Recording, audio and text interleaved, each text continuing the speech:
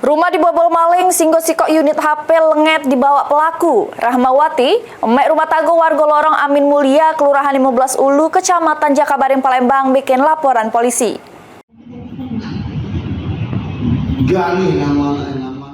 Rumahnya dibobol maling, singgo sikok unit HP Oppo A3 lenget digasak pelaku. Akibat peristiwa tersebut, korban yang merupakan emek rumah tangga bernama Rahmawati datangi sentra pelayanan kepolisian terpadu Polrestabes Palembang bikin laporan polisi.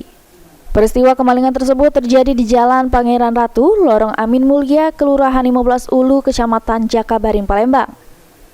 Kehilangan tersebut baru ketahuan pas korban terbangun dari tidurnya selek HP yang dicas jero kamar sudem dak katik lagi.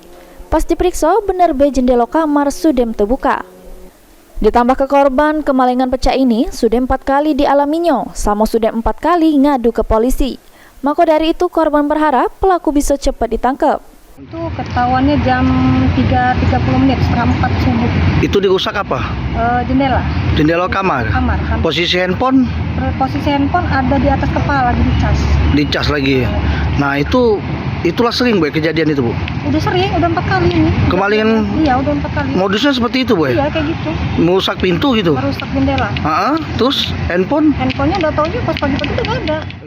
Laporan sudah diterima petugas SPKT, selanjutnya ditindaklanjuti Satreskrim Polrestabes Palembang. Herwahyudi, PAL TV.